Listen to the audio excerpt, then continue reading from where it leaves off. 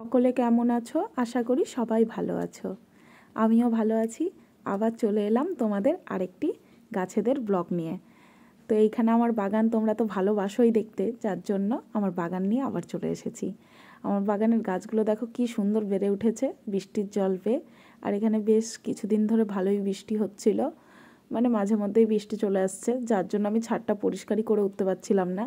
তো আজকে ভাবলাম যে ছাদটা পরিষ্কার করব, তার আগে ফুলগুলোর চেহারা দেখিয়ে দিই কী আকারে বাড়ছে। যেহেতু বৃষ্টির জল পেয়েছে, বৃষ্টির জল পেলে তো গাছেরা একদম তত্তরিয়ে বাড়ে।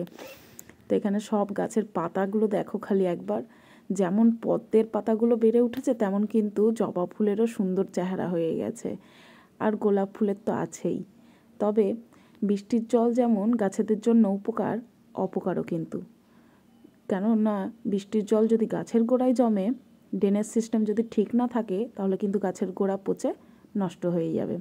আর এখানে আমি ঝাড় দিতে দিতে দেখি পদ্ম ফুলের একটা ডাঁট পড়ে আছে। এই ডাঁটটাতে পদ্ম ফুল হয়েছিল, এটা আখেলার। তাই ঝাড় দিতে দিতে ভাবলাম যে এটা মেপে দেখি তো এটা কতটা আমার লম্বা হচ্ছে। তো দেখো লম্বাটা খালি শুধু তোমরা একবার দেখো, পুরো একটা মানুষের সমান এই পদ্ম ফুলের ডাঁটটা হয়ে যাচ্ছে। ভাবা যায় পুরো সাপের মতো লাগছে। তো এখানে আমি ঝাড় দিয়ে নিয়েছি। ঝাড় দেওয়ার পর দেখো কি সুন্দর সব একদম পরিষ্কার লাগছে।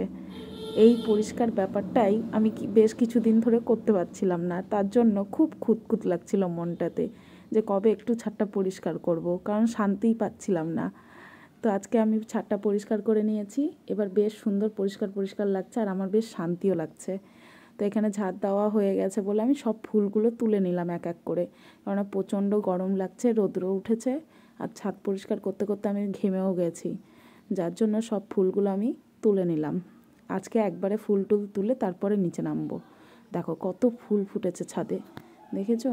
গাছগুলো ভরে ভরে ফুল ফুটেছে আর গাছেদের পাতাগুলো বেশ সুন্দর হয়েছে বৃষ্টির জল পাওয়ার পর। আর আজকে তো গাছে জল দেওয়ার ব্যাপার নেই, কেননা মাটিটা একটু ভেজা ভেজাই আছে। যদি বিকেলের মধ্যে শুকোয় তাহলে জল দেব, না হলে দেব না। আর সব ফুলগুলোর চেহারা দেখো খালি। এখানে একটা গোলাপি রঙের ফুল ফুটেছে, এটা আমি তুলে নিলাম। আর এখানে কমলা রঙেরও 3টে ফুল ফুটেছে জবা। এই কমলা গাছটাও বেশ একটু নেতিয়ে এসেছে, কেন বলো তো? কারণ এই পুনে ভ্যারাইটির জবাগুলো না খুব একটা বৃষ্টির জল বলো, খুব একটা রৌদ্র বলো, এগুলো সহ্য করতে পারে না। ঠিক আছে, দুদিনে একটু ম্যানেজ হয়েই যাবে, আমি ওকে ঠিক করে দেব। আর এদিকে আমার এই দিকের সব জবা ফুল তোলা হয়ে গেছে। এখানে আমি এবার কিছু অপরাজিতা ফুল তুলে নেব। অপরাজিতা আছে আর এখানে একটা কমলা রঙের জবা ফুল আছে। এই অপরাজিতা ফুলের গাছটা তোমরা যখন ছবি দিয়েছিলাম খুব পছন্দ করেছো, খুব ভালোবাসা দিয়েছো। একটা গ্রুপে তো প্রায় 500-600-র ওপর লাইক পেয়েছি আমি। খুব ভালো লাগে জানো তো আমার গাছগুলো যখন এরকম পছন্দ করে সবাই।